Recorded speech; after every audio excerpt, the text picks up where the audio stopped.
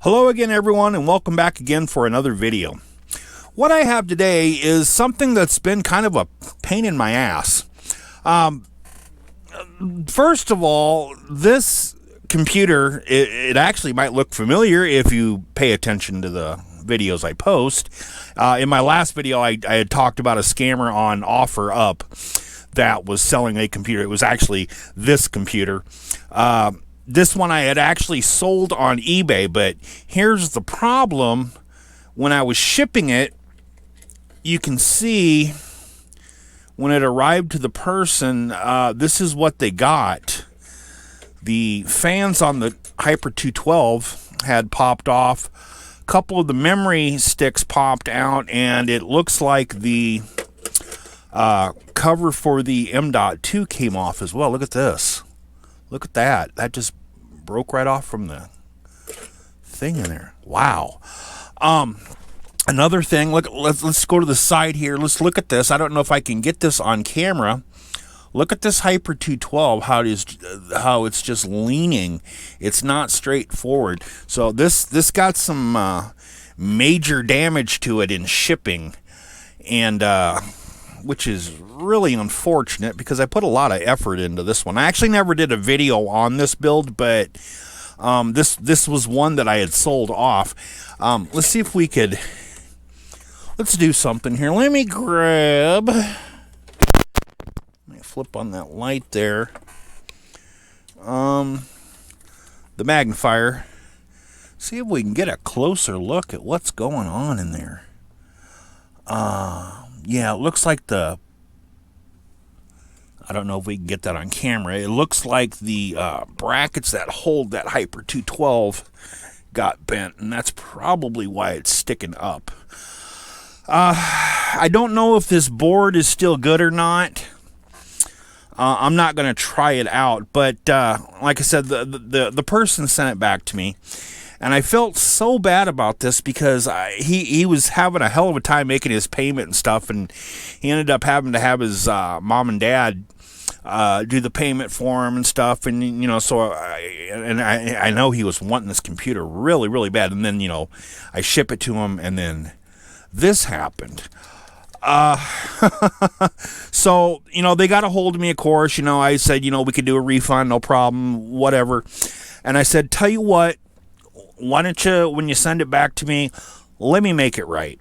So that's what we're going to do, is we're going to make it right for him and get this back to him. I was thinking from what he was telling me that the case was damaged too, but it doesn't look like it's too bad. I'll actually reuse this case. I think what we'll do with the case, I think I'm going to do a donation build in this case, and we'll get to that later in the month. I actually have another video that I was going to put out before this one, but I actually threw that one on the back burner, threw some of the parts back on the shelf, put some of the stuff away just so I can focus on this for this kid. This is just bad. So anyways, I said, so I ordered a different case for him, and that's the case we're going to build in today. It's the Phanteks P400A. And since I don't know if the board is bad, I'm going to assume it's bad, and I'm even if it doesn't, even if it passes any tests and stuff when I do test it, I'm still not going to give that to him. I just do not feel confident in doing that. This has got 32 gigs of RAM, a Ryzen 2600, GTX 1650, or maybe it's a 1660. Shit, I don't remember. I do so many of these damn computers. But whatever it is, those are more than likely still good. I'm not too worried about them. I'm not going to reuse the processor, though. I said, here's what I'm going to do for you. Not only am I going to fix this and make it right, I'm going to give it a little bit of an upgrade just because of their time that they had to spend sending it back and the money they had to spend, and then I had to refund it. And then, of course, eBay's, they got to suck their portion out from it. So, of course, you never get the full fucking refund. But, so, yeah. So, we're communicating through email here, and we're going to fix this computer we're going to fix it right for him, and then we're going to send it back to him. We're going to do a couple customizations that I talked to him about. Like this cable mod extension here. I told him I actually do have several other cable mod extension colors to pick from, so I let him pick a color. We're going to change that out. I'm not going to use a Hyper 212 again, that's for damn sure. I do not trust this in shipping after seeing this shit. So, you know, I took kind of a hit on this because of this, and of course, you know, I'll have to make a claim with the post office on this. I'm probably just going to put a claim in for the board. Like I said, I have to test some stuff. For sure that's trashed. But I just wanted to show you what we're dealing with first of all before we get to the build itself. Like I said, I'm going to do some upgrades to it for him for free. Just because, you know, it's, you know, awesome content, and I'm a nice guy like that, and, you know, a lot of the stuff I got is actually sponsored stuff anyway, so what do I care? But yeah, all right, so let's cut this scene and let's commence with the building. Okay, so I'm not going to do an overview on this case just simply because there's probably a couple dozen other videos on YouTube about it, so that would be kind of a waste of my time. But what I do want to talk about is planning, I guess. On this one on the back, as you can see, what I did right here is I took all the connections that are going to go up front there onto the motherboard itself, and I kind of isolated them away from the RGB. When I do RGB, I kind of like to do that last, and I like to do my filler stuff for the motherboard first. And the reason I do my RGB last is basically because fans will eventually fail, and you'll eventually have to end up pulling them out, replacing them, oiling them, you know, whatever. So that's why I do that last. Now, looking at this RGB here, and let me brighten up the light a little bit, I suppose. I've kind of broke it down into a couple different regions here. Like this one here is the main power for the internal RGB connector. Right here, I've got the 3 headers for the fan, and then if we set that off to the side here, finally, what we're left with is the RGB connectors themselves. Now, this looks like what it does is utilizes this kind of splitter thing here. On one of the ends of the splitters is a little 3-pin here, which you can use to plug in different other types of RGB. And then right up here, oops, oh, it looks like my battery's going dead in that again. Right up here is a JST connector. Let me see if I can flip on a different light here. Get some more light going on over here. Maybe that might help. Anyways, this is a 3-pin JST connector, so I can actually take this and feed this into my other splitter for the rest of the fans that are going here. That's nice because I'm going to use some deep cool fans, which also use the JST connectors. And I guess one of the things that I noticed that I'm sure other people have covered is they don't really give you much room to get these wires through. You can run them through on the front here. We'll show you that through these 2 holes, and I might do that. Like I said, what I'm doing right now is I'm planning. I'm just looking it over, trying to figure out where the hell I want everything. And right now, the RGB in it is really where I'm focusing. Hold on a second here. I'm going to mess up the camera here real fast. I got to find my thing. Open it up. Oops. How's it open? Sorry, guys. It's like, you know, technical difficulties. I have no thumbnails. I'm trying to open up the port there to where the light plugs in so I can get a little better light in here because I know it's going to go out again. I'm pretty sure the battery's low. But anyways, you can, if you want, I suppose, you know, run them through right here where the hard drive thing goes through, and I might do that. I guess it really all depends because on those CF120s that I'm using, the RGB wire itself is kind of short on them, and you know, I'm an RGB freak, so I'm going to put a lot of RGB in this. But Yeah. So that's kind of what I'm doing here. I'm planning ahead for my RGB, even though I'm doing the RGB last. Uh, there's some things I like about this case, though. I like how in the back here, I'll show you this, where the power supply mounts, you can actually go both ways with the power supply. You can have it, bottom down, or bottom or top with the fan. So that's pretty decent. If you're one of those that has one of those types of fans that have the RGB on them, you can actually have it facing up there, and you can see that in there. And I actually would prefer, and that's probably the way I'm going to go. I guess we'll see when I get to it. I would prefer to have the fan top up, just because you don't really have to mess around underneath here with the filter. You don't have to worry about the fresh air getting drawn in for it, because it'll actually come in, through the fan, excuse me, hiccups, fans right here. So yeah, and it just kind of stays a lot cleaner. So that's probably what I'm going to do. Like I said, I have never worked with this case before. I kind of wanted to work with this case, all this, awesome, timing here that I get to do this.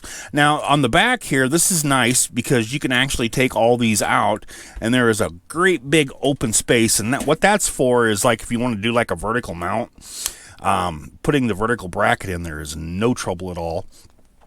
Let's see. And I think since I'm running an AIO, probably going to do push-pull. That's kind of my favorite way to do an AIO, is push-pull. And the reason being is, of course, we got our fans in the front here that, you want to show off. But then if you put, like, the radiator right here, of course, that'll be blocked off, so you'll need other fans so you can see the RGB there. So that's why I'm probably going to do a push-pull.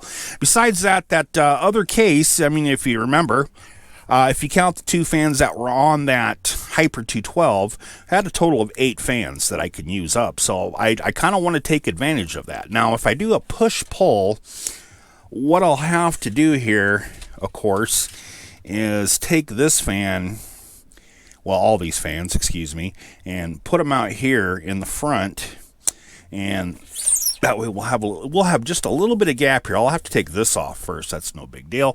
But yeah, and then I'm thinking the fans will stop probably about there with that radiator in there, and then we'll run it up here like that. Let's see what else. Oh, and another thing I noticed about this case, I'm pretty sure I can get this on camera. I think this will focus. Right here, you can see you can unscrew, and then over here too. Let me position that up. Unscrew it there. There's probably about 8 screws, I think. There's 2 here, 2 in the front, 2 in the back. Yeah, there's 8 screws that hold this top together. So I guess if I wanted to, this would be a very, very simple paint job. I love that because, I'm a painting freak too. Unfortunately, I don't have time to do the painting, because painting, when I do that, usually takes about a week, because I have to do, the cure time and what have you. But I don't have that kind of time. I'm a little, I wouldn't say pressed for time on this, but I'm not going to delay this anymore just by doing something silly like painting. But I think it was kind of a tacky decision on Phanteks' part to have this thing black on the inside and white on the outside. I don't really get that. Whatever. But yeah, but I do like the grommets. I like how you can hide wires and stuff there. Let's see. I think we're going to start with the board first. Wire up the front panel and go from there. This should actually be really, really quick. The nice thing about ATX, even though I'm not really a fan of ATX, and I've discussed that before and why, but a nice thing about ATX cases is there's usually a lot more room to work in than there would be like in a micro ATX or a ITX, of course. And so it's a lot easier to do stuff in them. And the nice thing about this case is that, they supply you with the straps there to tie down your cables and what have you. So they kind of organize it for you. There's a pretty good amount of depth in here too. Let me get the ruler out here so I can give you an idea how much. Looks like 25 millimeters of depth there to place your cables and stuff like that. So stuffing all kinds of stuff in here shouldn't be trouble at all. I'm going to take this out, this hard drive rack, and that's the only reason I'm going to take it out is to get the fans in the front there. That way I can reach them, because I'll have to screw in from the inside. So I definitely want to do my fans first before I put the power supply in, just so I can have the room in there to reach all that. And then I'll probably put this back in. It could be used at a later time.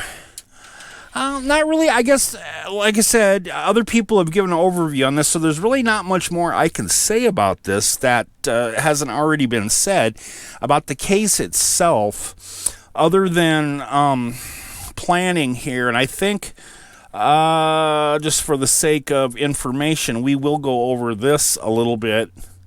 Because I don't think I've ever really seen people covering this RGB setup here, wiring it up and adding to it and what have you. Now, this does have, and I actually isolated it from here, it's right here.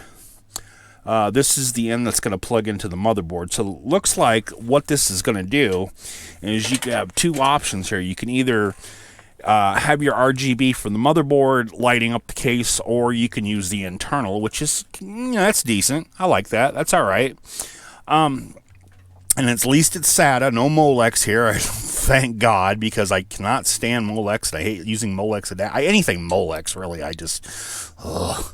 But, yeah, so this is a nice modern case, and I actually kind of feel weird working in a case like this, simply because, if you watch my videos, the cases that I do, I wouldn't say they're necessarily the cheaper cases. They're more, what's the word? Obscure, I guess. The ones that I do are the more obscure cases that not many people cover. They kind of like to overlook them just because, they kind of snob them up. Like say the Sama brand stuff, or some of the lower tiered Deep Cool or whatever, or even like the DLM-21, which is actually becoming kind of popular. But yeah, some of the are like Abco Encore is another good example. That's usually where I focus on my channel in general, is the obscure stuff that people don't like really messing with, or they'll snob up. And I like to make them cool looking. The Phanteks is of course a pretty popular case, a decent name brand, and the quality in this, the difference in it really shows. Compared to some of the more obscure cases that you might have seen me do, just because of what they include with it. I mean, the capabilities of building in it, it's just wonderful. This is like almost too perfect for me. It's like, boy, where's the challenge in this? This isn't much of a challenge for somebody like me. Nothing that I would consider a challenge anyways, but it will be a fun build, and I'm almost thinking, honestly, I might buy another one of these for myself. I got the Matrix over there, the Matrix 55, but I'm really liking this just because of working in it. Now, I know one of the issues that people have talked about is not being able to get a not but an AIO up on top there, just because of the way it's kind of gapped. I think they probably should have brought this down just a little bit so that the AIO wouldn't have bumped in there. I know Kosher Text complained about this, and I can't remember who else. Usually it's, I don't know. But yeah, I can see now exactly where they're coming from with that, just because of the way this, you can see right here. Let me get my ruler so you can see for yourself. From the top down to here, where that lines up, like where it screws in, you're talking, what, about 35 millimeters down? Not much room. 25 millimeters is going to be the fan, and then you figure another 25 millimeters for your AIO. So you actually need 50 millimeters total from top to where the RAM's going to come on your motherboard. Now, this actually might work, I guess, if the RAM on the motherboard you're using is positioned a little lower. So maybe it really all depends on the motherboard that you're using. But yeah, I mean, just in general, looking at this, you can see, like, here's our 50 millimeter mark. This is where we got to be. Yeah, it's not going to work putting an AIO up on top, which would probably be where I'd want to go. But yeah, right over here with the AIO in the front and, sorry here, a push-pull configuration, I think we will be just fine. Now, there's not too much I actually need to pull out from that old board. Well, I guess there is a lot. I got to pull out the fans. I got to pull out the memory, the M.2, the video card, but, you know, of course, the motherboard and the Hyper 212 and the CPU, that can all stay. So basically, I'll be, you know, slapping in the board and then taking the other parts, slapping them in together. I'll have to reinstall Windows, of course, and reactivate Windows with a different key since it's a different board. No big deal, but yeah, I get those real cheap anyway. So yeah. All right, let's go to the next scene here and carry on. Okay, the motherboard's in, and now that that's in, we can do a little bit of checking here on this to see if a top AIO is going to work. So let's move the camera in here so you can see this. Like I said, we're going to need at least 50 millimeters of clearance. So let's get out the ruler here, and we're going to take it right where the screw hole is. And we're going to look, and I don't know if I can zoom in on that or not. We might just make it. I think we're going to be okay there. It looks like we're going to have about 2 or 3 millimeters to spare. I'm going to try, see if it works. Maybe I'll get lucky. Otherwise, we'll have to put it up front. One thing I am worried about, though, is the heatsink for the VRM. You can see that actually kind of, I don't know if I can get that on camera. Kind of comes out right there. I mean, if it works, it's going to be just barely. Let's see. Can we get that on camera? Just barely. But it might work. I mean, I got my ruler straight, and you can see I'm even with the screw hole lines.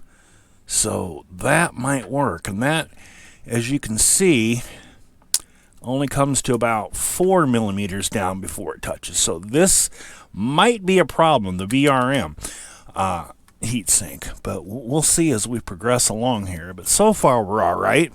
I did a couple of the cable extensions already. Now, you notice I'm using black extensions. The guy's dad, when I talked to him, I told him that, you know, I've got, you know, several cable mod colors and stuff to choose from, and I asked him, you know, if he wanted something different. He's like, yeah, black if you got it. So we're going to go black there on that for him, just to kind of customize this. Now, let's look at the motherboard real fast before I get into that. Anything else in the build? I'm using a B550 ATX board in this one. It did have a B450, and I could have replaced it with a B450, but, you know, hey, what the hell? Why not? I put a B550 in it for him, so it will definitely support the new 5000 series Ryzens. Shouldn't be an issue with that at all. I got the Ryzen 5 3600 in here. That's the upgrade that we were going to do for him. And you can see this board actually has a couple M.2 slots. So when I put that other M.2 back in there, he's going to have another one if he wants to expand later on. So that's going to be pretty sweet for him. So yeah, like I said, I was going to give him a little bit of upgrade, but I'm giving him kind of more of an upgrade than what he expected. So yeah, but let's carry on here, and let me I think I'll probably do the AIO next. I'm going to do the fan too. I better get that in there because let me show you this. You can see that there's a fan header right here, right next to where the EPS plugs in, and it's really kind of close there. I'm not going to go ahead and plug in the EPS and then try, you know, struggling with my fingers to get in to get that fan. So I think the better way to do it would be to put this fan in first, plug that in, and then plug in my EPS. But that's just a minor thing. Let's cut the scene and go to the next one. Okay, I got the radiator installed, and I did try it up front or up on top there, and that was absolutely a no-go. This did get in the way, so it was like, bummer. But oh well, I was kind of expecting that, but at least I had to try. But anyways, so I do have the radiator mounted in front, and as you can see here, I can't really stretch my thing over too far. We got 3 fans up here. Here's our radiator. Here's our back fans for a push-pull configuration. Now, one thing I want to show you here is the wire hiding. This is actually pretty decent. I was a little pessimistic about this, but if you look at it straight on, you don't see a dang thing. And I guess if you go in close, you could maybe see them. What I did is I ran one through here on that plate, and then the other one up on top through there to hide them off, so that you don't see them when you're looking at it straight on like that. That looks really, really good. I like that. I like that a lot. That looks awesome. Okay, so, well, let's carry on here. I'm going to cut the scene. I'm going to put those other fans in, and we'll carry on with the build. Okay, real quickly, just to show you the extent of the damage on the old motherboard, I have the Hyper 212 out, as you can see. If we look down here, where the PCI Express mounts onto the board, you can see that right here it's kind of sticking up. So yeah, this is absolutely fucking trash. So this board is definitely shot. Like I said, I haven't tested this board yet, but I'm not going to test it. I can see right there with the pin sticking out on it. Well, there's a bent pin right here. Yeah, this board is absolutely no good. I hope the video card's okay. I guess that's all I got to say about that. I'm probably going to test the video card in a different machine first before I try putting it into the new board, just in case. You never know. Look at this. This right here is off. Yeah, look at that. The video card's almost out of its socket. Man, that just is terrible. Alright, but anyways, I had to take that out. I had to take the video card out so I can get the M.2 out. So, alright, anyways, next scene, guys. Alright, now that I got the video card out and the M.2 out, now we can really take a look at the damage here. You can really, I'm going to get this up real close as I can, so you can see this. Look at this. These pins are sticking out from the bottom part of it here, which is, you know, top view from your perspective. But yeah, look at that. That thing's just almost completely out of there. That thing is just ruined like you would not believe. Crazy, huh? And then, of course, there was that bracket for the M.2 where they put it right here. That broke off there, which would normally go like right here. That ripped out. And I'll show you this real quick, too. Here's that Hyper 212. Definitely bent. It's bent all this shit right here on the bottom part where it goes in. Yeah, there ain't no way I can fix it. You know, I thought maybe it was just the brackets that mounted it on there, but no, it's actually the entire cooler itself is just bent to shit. So yeah. All right, enough of this. Let's get back to that Phanteks build. All right, lots of progress has been made here. I have all the fans hooked up. We have 8 fans total. You know, we got 3 in front here, 2 here, 2 here, 1 here. That's 8 fans, plus the pump is 9 devices. Now, the only fans that I had to put a splitter on was the 2 front fans for the pump. I like to keep those together. Otherwise, everything else is on a separate PWM. And we can see our power supply now. Now, like I'd mentioned, I put the power supply fan side up. I think that actually looks a lot cooler in here like that too, with the fan side up. And as you can see, this power supply actually changes colors. I guess I never got to show that. Well, I guess I never did a video on the original one, but yeah, that's our power supply. We see our pump lit up here. We see our memory lit up. The motherboard's lit up. All our fans are spinning just fine up front. And if we move up to the screen there, I don't know if we can see that. All our memory sticks are showing up. It's showing at 2133. That's because I haven't set the XMP yet. All the fans are showing up on the Smart Fan 5 internal software there, so we can see the RPM on everything. Let's see, what else? Our CPU showing up, but it looks like it's BIOS version F10. I don't know if there's a newer one. I'll check that out before I install Windows on this. Windows is actually on this, but of course it's not going to be activated since this is a new board. So we'll have to take care of that. Looks like our PCI Express showing. Yeah, this is actually a really nice BIOS. Okay, we are actually almost there. Now, you notice I haven't hooked up the RGB yet. I always do my RGB last, just because, you know, that's a mess. But the RGB should synchronize up with this pump here and the motherboard and all that. This should all be synchronized where you can run it on software. And I think, I'm not sure how this runs because I've never used this. But let's see if this works. Push one of these buttons, see if this does something. I don't know how this RGB works on this. I don't know what that does. I'll have to RTFM, I guess. And see how that goes. But yeah, we're progressing. So at least we know everything on here is operational, at least.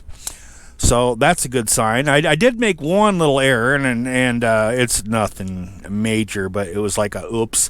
When I was putting the CPU AIO on, I had a little bit of what do you call it, thermal compound on my finger there, and I accidentally kind of caught that there. There's a little bit of gray there. I tried wiping it off with some alcohol, but yeah, it doesn't look too bad, but you can kind of see it. So something I did there, just rebooted it, one of those buttons. Like I said, I need to RTFM, but yeah, so it is actually booting into Windows, as you can see there. I guess I have my light on, you can't see shit, but yeah, it is booting into Windows right now up on the top monitor there. There it is. It's actually in Windows, and it's activated? What? No. Can't be. Maybe it is. Let's check this out here. We'll go to settings. Let's see if this activated. Let's see, system, about. If it activated, awesome. That's pretty sweet. It would take the new board here. Let's see. Yeah, it's activated. Well, shit, cool. I don't need to put a different key in here. That's awesome. Yes, I don't know if that's going to change if I plug in the network. I guess I'll find out, but it looked like Windows is still activated since I used basically all the same parts, you know, the same memory, same M.2, same video card. You know, the processor's different and the board is different, but it looks like Windows is activated. That's crazy. Huh. All right, far out, man. But yeah, all right. So next thing to do is to, like I said, finish up this RGB. And then I think what we'll do a 24-hour test on this. And I kind of got something else planned. Just one more tiny little thing that I think I'm going to do for Ben. That's the name of the kid that actually bought this. But we're going to do one more thing for Ben here. Just give him a little bit more of an upgrade just because I'm, you know, awesome like that. And then that'll be the end of this video. So let's cut this scene and go to that. Alright, so as you can see, I got the RGB all hooked up in here, and that's looking pretty cool. You know, one of the things I like about the P400A is, I think you can get this on camera, check out this power button here. See how you got the RGB hooked up to that too, and it also changes colors? That's actually pretty neat, I think. But anyways, yeah, RGB's hooked up, and then here is that last thing that I did for Ben that I wanted to talk about.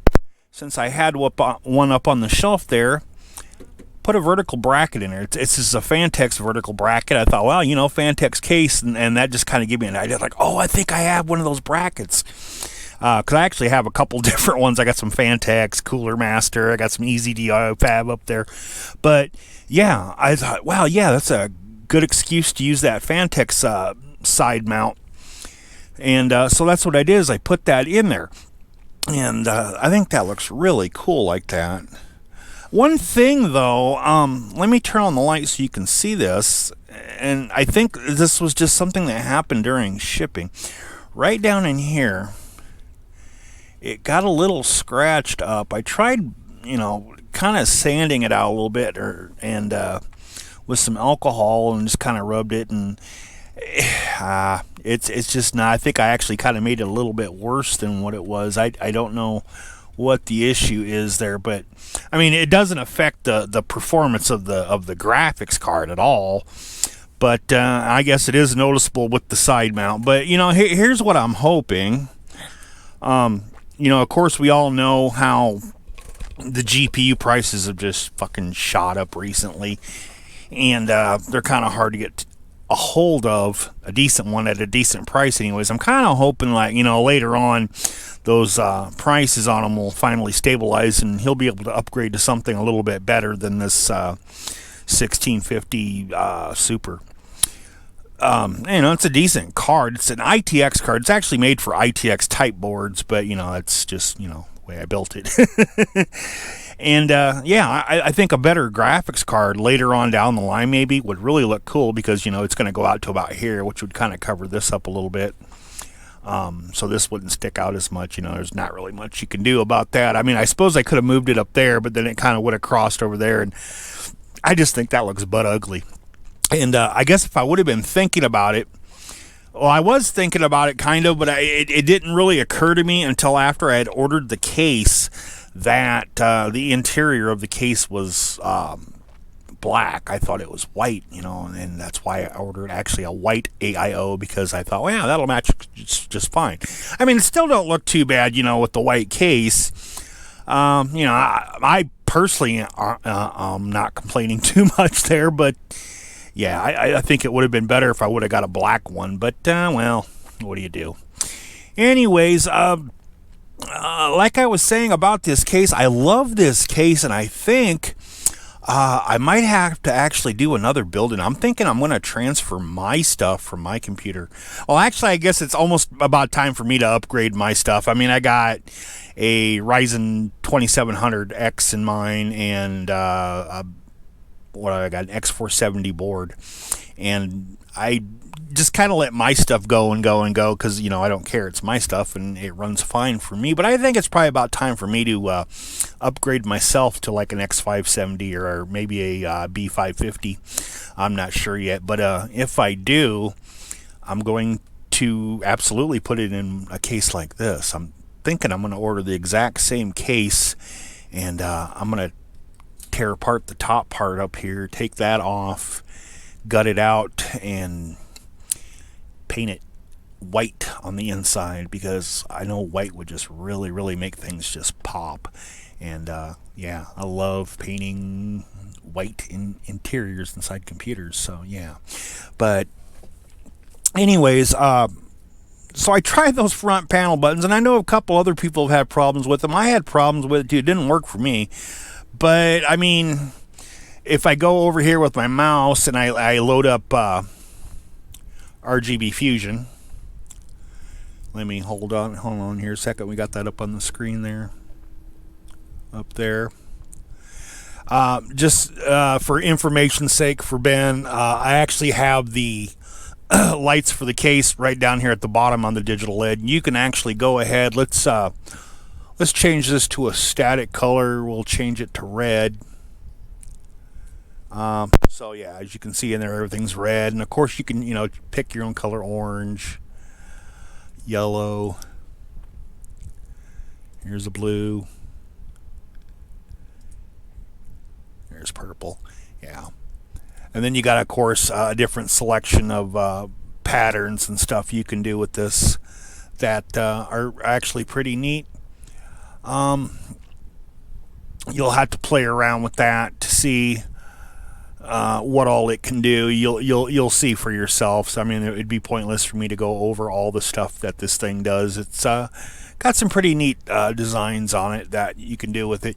And of course, you can also control the memory. We could do like a color cycle on that memory, make that look a little bit different. We could do a static color on there, red. You don't really have as many options as you would, excuse me, like on the MSI boards and the ASUS boards. That's just Gigabyte software, and I don't recall right offhand. I'm not going to bother with it. He can mess with it if he wants. I think if you download the G-Skill software, I think that gives you a little bit more options with the patterns on the memory as well. I don't remember, but yeah.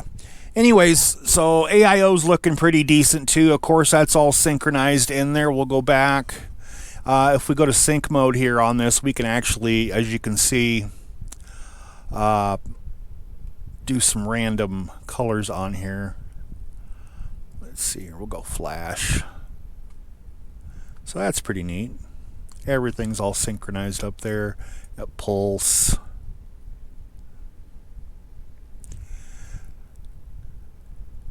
Yeah. And then color cycle sync. So yeah, it's all synchronized together and looking pretty cool. I think. Anyways, let me go back here to where I was. 1 second here. We'll go default on that, and then okay. All right. So yeah, this build is pretty much done. It is done, I guess. So I hope Ben likes it. You know, it didn't really take too long. It was actually a fairly easy build. You know, a couple little problems along the way. Like I said, you know, and I accidentally hit my finger on this with the thermal compound, and then this right here, just, you know, what do you do? But yeah. Alright, so that's going to be it for this video, guys. I got another one coming up. Actually, I got most of the filming done for that one. And I actually put that on the back burner for this one, because this one was kind of a priority for me to get done. But I will see you in the next video, and hopefully that should be here in a couple days. I was actually waiting for a part on the other one. That's why it was no big deal putting it on the back burner. But I got the part that I needed. And so we're going to do that one next. And then after that, I have another video coming out after that with the same type of motherboard that I'm using in the next video. That one's going to be an informational video for a YouTuber that had asked me about this and asked me if I would cover this. That's actually going to be covering Windows 11. But I'll see you guys all later. I'll talk to you all later, and you all have a good day. Later.